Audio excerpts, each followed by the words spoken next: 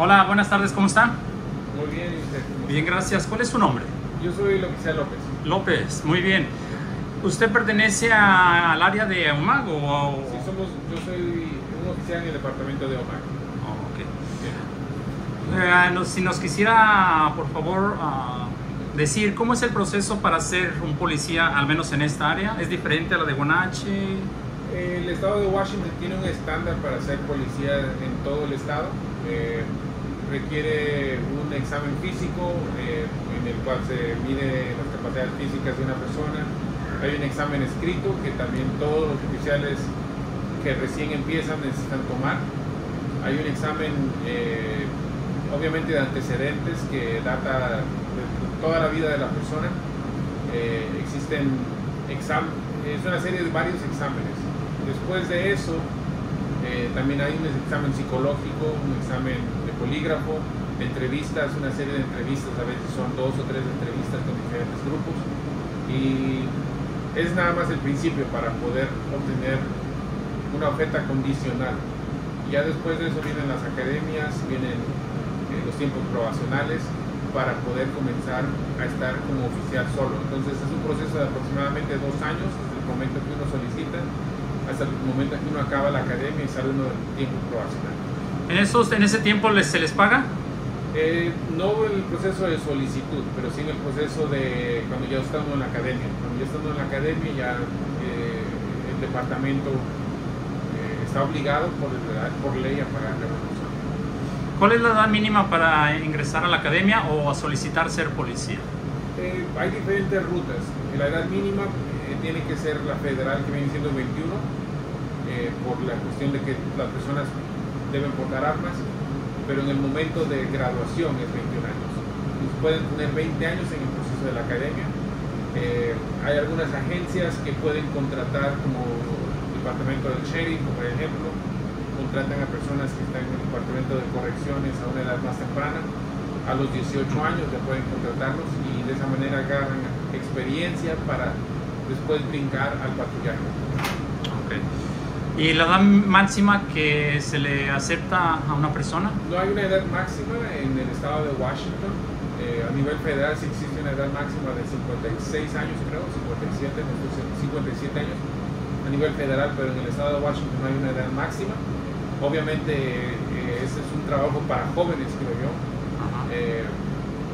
Y a eso con lo que me refiero es que llegar a los 45 años y comenzar una carrera de policía es algo muy difícil.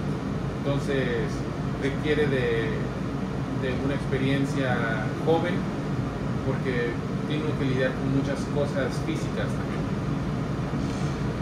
Hemos escuchado, o no sé si sea cierto, si una persona, por ejemplo, está en la militar o en la marina y decide entrar al área de policía, ¿es más fácil? No es necesariamente más fácil. Hay diferentes cosas que son ya común para las personas. Por ejemplo, usar un uniforme ya es algo común, usar un arma, saber portar un rifle, eso ya es algo más común para una persona que estuvo en las Fuerzas Armadas, pero no quiere decir que sea más fácil. No siempre estás usando la fuerza en el campo, estás usando más las palabras, estás usando más la lógica, estás usando más el sentido humano y común para poder comunicarte con tus compañeros, para poder comunicarte con el público. Entonces, la mejor arma es aprender a leer, escribir, y lo digo en el mejor sentido de la palabra, porque cuando se sabe leer, se aprenden a leer las leyes del estado, las leyes federales o códigos de la ciudad, y cuando se aprende a escribir, la mayoría del tiempo de un oficial es escribiendo.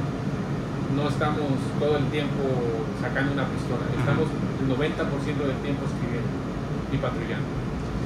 En esta área que estamos, al menos yo he escuchado, ¿hay habitantes de esta zona que tienen su misma policía? ¿O eso es un mito? ¿Perdón? ¿Eso es un mito de que los mismos nativos de aquí de esta área, por ejemplo OMAG, tienen su policía propia, o es un mito eso? No es tal cosa como mito, es que hay diferentes jurisdicciones, cada ciudad tiene una jurisdicción, lo cual quiere decir que dentro de la propiedad de ese espacio existe una policía, es decir, OMAG, anteriormente existía Tonasket, existe Oroville, esas son policías municipales. Hay policías del condado, que viene siendo el departamento del alguacil o del sheriff, y en este lado del río estamos en tierra federal. La tierra federal, en el caso de la tribu, le pertenece a una nación confederada, a una nación independiente que viene siendo la nación Colville, que por medio de tratados federales han obtenido su independencia de cierta forma del gobierno federal, y ellos se rigen bajo las leyes federales y el código tribal, lo cual requiere de diferente entrenamiento para saber interpretar esas leyes. Pero un oficial federal tiene jurisdicción dentro de una tribu, y un oficial municipal o por el condado también tiene jurisdicción dentro de la tribu con ciertas restricciones. Yo, como tantas personas, tenemos inquietud de escuchar, porque la vida de un policía evidentemente es diferente. A mí y a muchas personas nos gustaría que nos platicaras algunas buenas experiencias que has tenido en tus años de servicio. Sí. Las buenas hay infinitas. Todo depende de la interpretación de lo que es algo bueno, ¿no? Como policía, personalmente, y creo que hablo por la mayoría de los policías, nuestro enfoque es en la víctima, es decir, traer justicia para que la víctima sea la que al final es escuchada, ¿no? Entonces, cuando resuelves un crimen, está resolviéndole problemas emocionales, psicológicos a una víctima también. Entonces, resolver quién le robó el anillo de la abuelita es algo importante, porque ese anillo es importante. Entonces, en general, resolver un crimen es algo muy positivo, que trae muy buenas experiencias. Agarrar a una persona intoxicada que vaya tomada, drogada o en exceso de velocidad en el carro es algo también muy positivo, y hay un sinfín de razones, ¿no? Muchas veces dice la gente, es que te va a agarrar el policía, dice. Pues te va a agarrar el policía no porque estés haciendo algo bueno, ¿no? Te va a agarrar, y no te agarra el policía, son tus acciones las que te agarraron, ¿no? Nosotros como oficiales no tenemos la culpa de las acciones de las personas. Entonces nosotros somos la consecuencia, ¿no? Y muchas veces esa consecuencia implica ir a la cárcel o perder dinero porque ibas en exceso de velocidad, perder tu licencia o chocar tu auto, ¿no? Pero es mejor que perder la vida. Claro. Entonces, hay un sinfín de buenas experiencias, y la mayoría de ellas tienen que ver con resolver un crimen, incluso regresar un perro a la casa donde pertenece, o hoy en la tarde reunificar a una persona con demencia con su familia, reunificar a un niño que está perdido, o incluso sacar del río a una persona que se acaba de ahogar. También es algo positivo, creo yo. A pesar de que esté muerta la persona, no se perdió y alguien puede tener un cierre en su pena. Ahora, tal vez vamos con las malas. Algunas experiencias malas que tú digas. Yo creo que como policía nos toca ver el lado oscuro de la humanidad.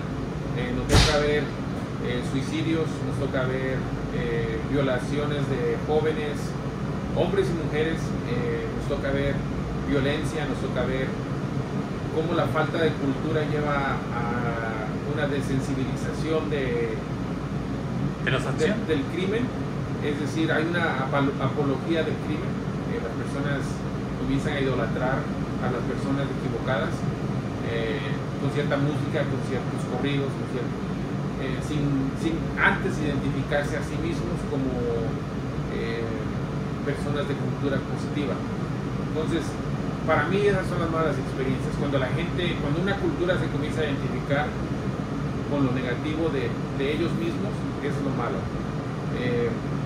Tener que lidiar con problemas que son sociales, que no nos corresponde resolver a nosotros, somos quienes reciben la mayoría de esos conflictos en el público a veces.